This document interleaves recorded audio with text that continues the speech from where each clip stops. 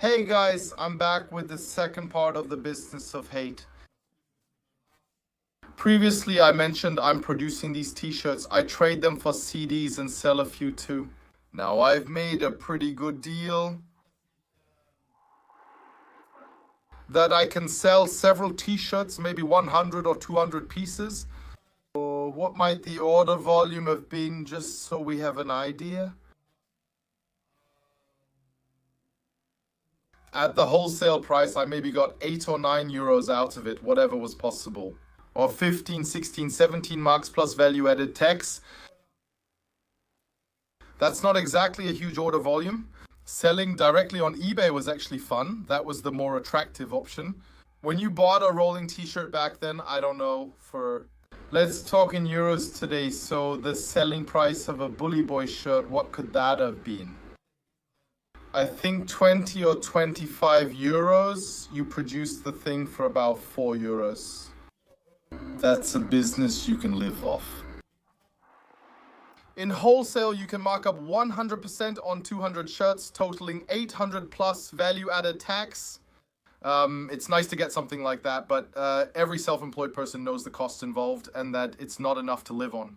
But it was an opportunity. I then decided, as I said, to do that in the right-wing scene as well. And then I told myself, okay, produce those things, and then I'll go there. And then I'll get to know this mail order dealer who lives just around the corner. And the t-shirts were relatively uncomplicated. It's really just organizing to have the labels sewn in, sending them out to be printed and so on. That's just a few phone calls, a few emails. Basically, it's just organizational work. You don't really stress yourself out about it. Of course, if you have more orders, it adds up. But basically, handling something like that wasn't a big problem. I always had my eBay stuff on the side that I had to take care of. Sometimes I packed 5 or 6 t-shirts, took them to the post office and checked the account. And actual working hours, what was that daily? If I spent an hour or two messing around with that was already quite a lot. The rest of the day I played video games and visited those Nazi forums. Now I'm on my way. Now I've set out to go to this mail order company. I had already ordered from this mail order company as a customer before. This mail order company became relatively well known quickly. And let's call the mail order company Klaus. That's CD Klaus. He managed to make a name for himself pretty quickly with his online mail order business. Back then, around the turn of the millennium, around 2000, music from the United States of America became really popular.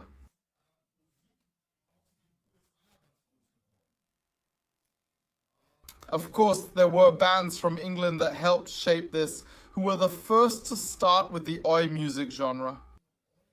Bands like Screwdriver, Brutal Attack, and so they were pioneering for many German bands as well. And of course, they had made a name for themselves accordingly, but they played a kind of oi and rock that didn't really appeal to me.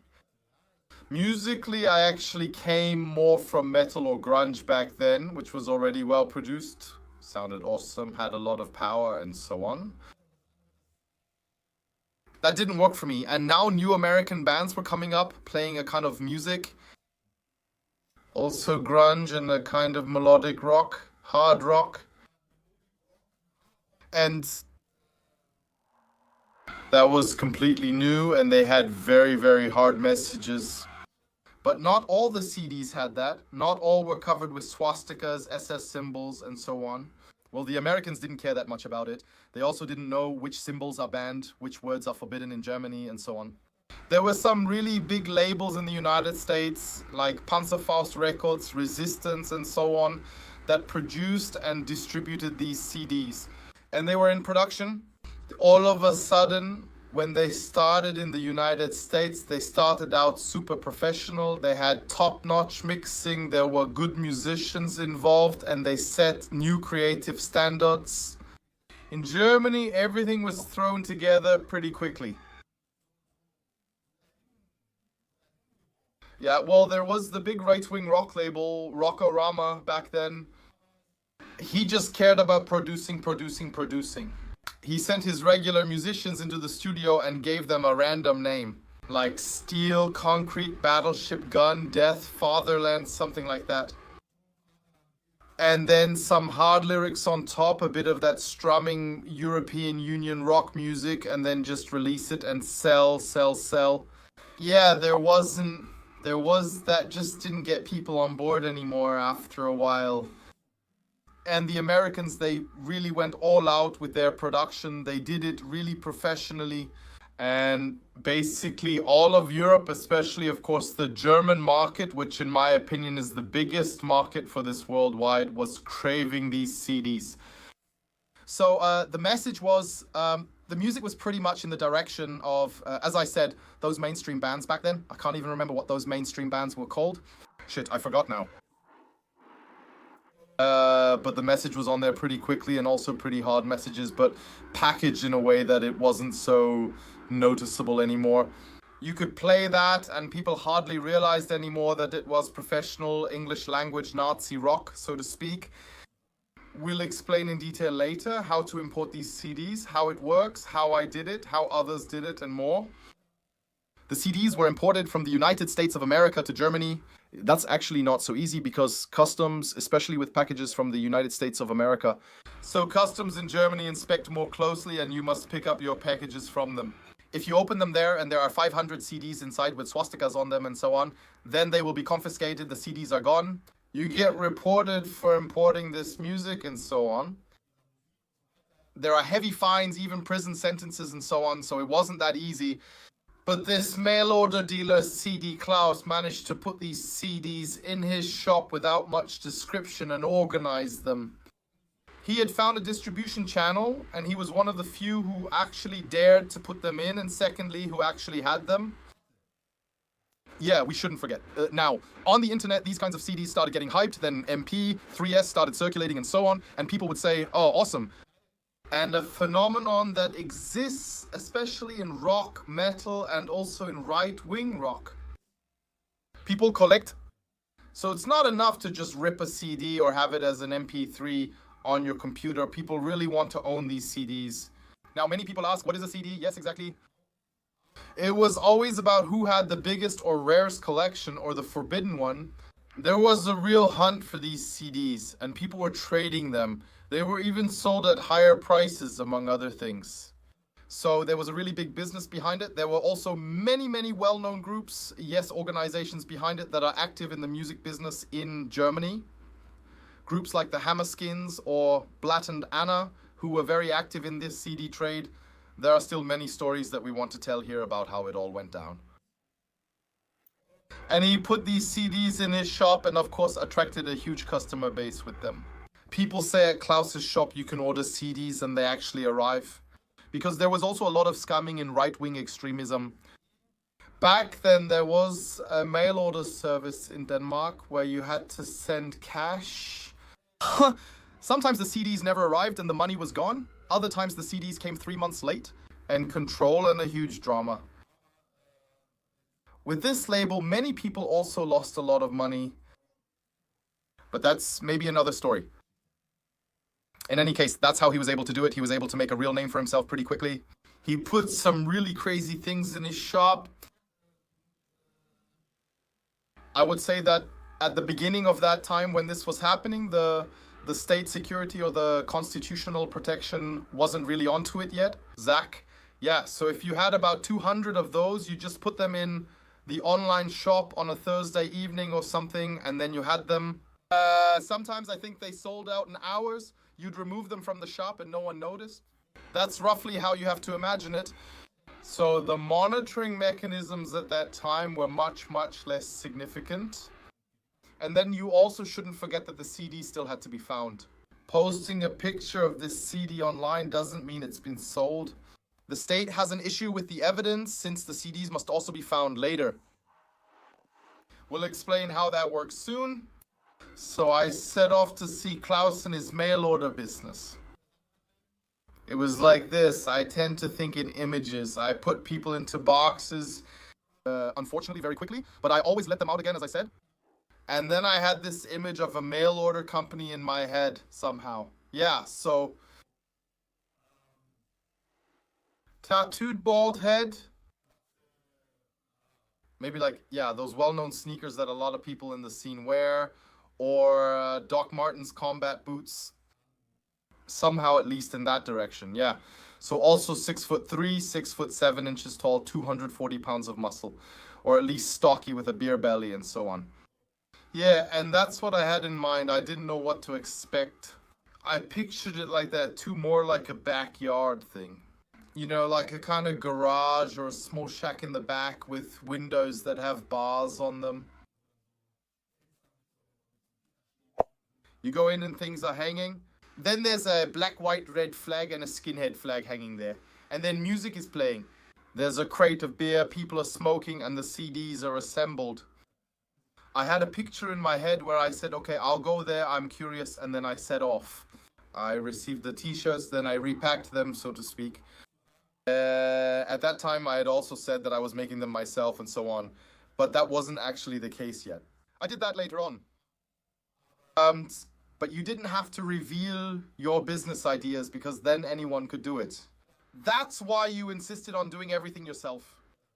That's why you presented it that way publicly. Many people still do the same today.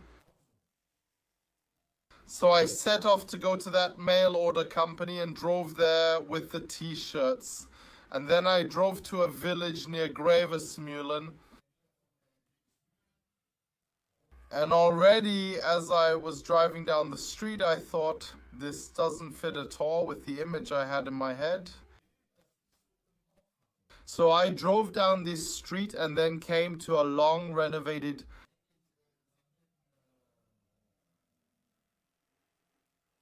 I drove up the courtyard, drove up there, and then got out of my car.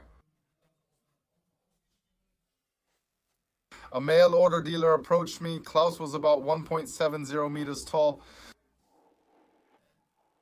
Round, friendly, always smiling. I don't think he had any tattoos or anything similar. More like a, how should I describe it? More like completely different from what I had in mind. So a very friendly vibe, like I said. And then he came up to me and said, hey, hi, I'm Klaus. And yeah, here I'm bringing you the t-shirts and so on. Yeah, come on in first. And then I went into this place. This warehouse was half house and half warehouse. Upstairs was the private area and downstairs was the big storage area with the CDs. And I walked in and thought, my goodness, what's going on here? There were tens of thousands of CDs, shelves full of t-shirts, tons of CDs.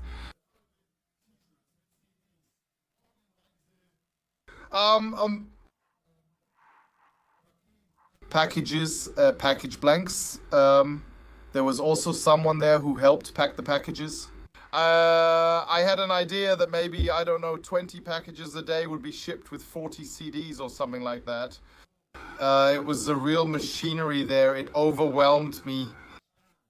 And he immediately brought me into his sacred halls, didn't even count the t-shirts, just said, no, it's all good. And how do you want it? Do you want it packed? Do you want the money in cash or do you want it transferred? I figured cash is king for the first deal. Better to use cash so you don't risk chasing your money later. If someone offers cash, accept it and get paid immediately. And then he said yes, showed me a little bit, and there was a kind of connection from the very beginning. You probably know that too, right? Either there's a spark or there isn't, and you can't force it. We liked each other and then talked privately. Then I met his wife Klingon, who also didn't fit my stereotype. She was just as normal as he was. I think you could see it on my face that my stereotype wasn't fulfilled, that I was thinking, who are you?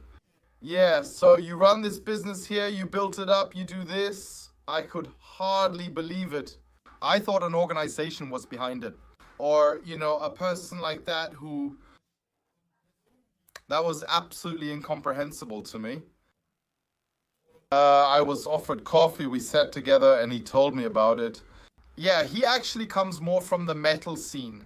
And he had worked for a store in Hamburg, a metal shop that had been doing business under the counter selling neo-Nazi music, because that has always been a side business, something you could make money with. Turns out more people got involved than I thought. I didn't know much about it, but how would anyone know?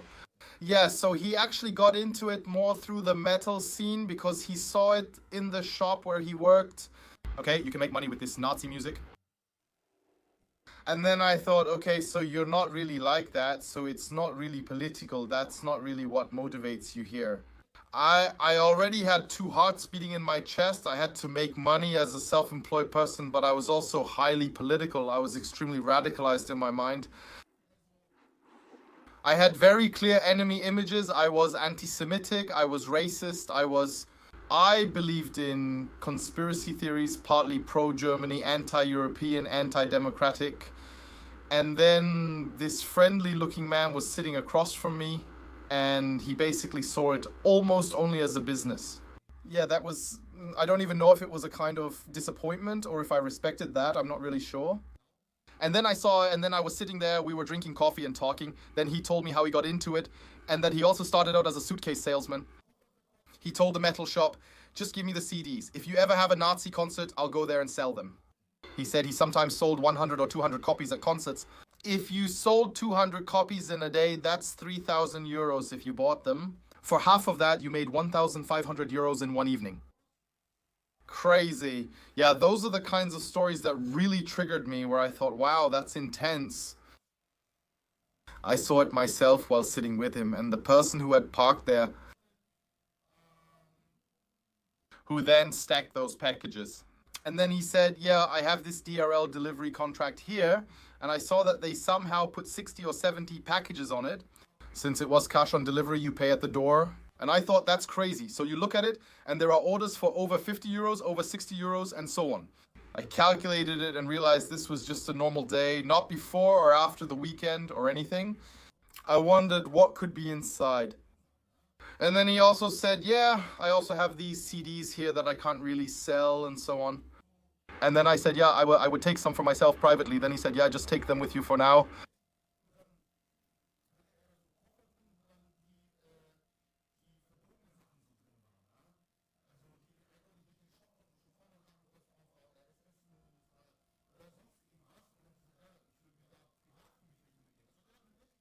We'll do the same with t-shirts. If they sell well, take them now and we'll swap them later. That's how I learned trading.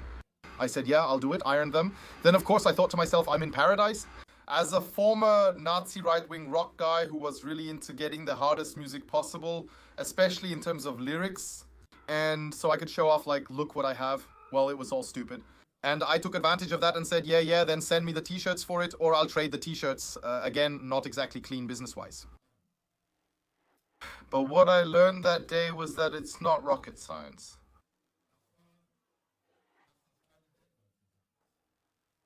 When I was sitting there watching him, I saw how he did it, how he sat, and all he did. I thought to myself, what he can do, I can do too. I'll share the rest in the next part. More background info is on Patreon below. Sponsor the channel at patreon.com, King Among the Kongs, where sponsorships are available. Check out the association, give a thumbs up or down, and comment if you want. I'm glad you're part of the series and will gain some insights. I always have a lot on my mind when I talk here, and we still have many stories to share. I'm glad you're with us. And as always, I sign off with a wow from the coast.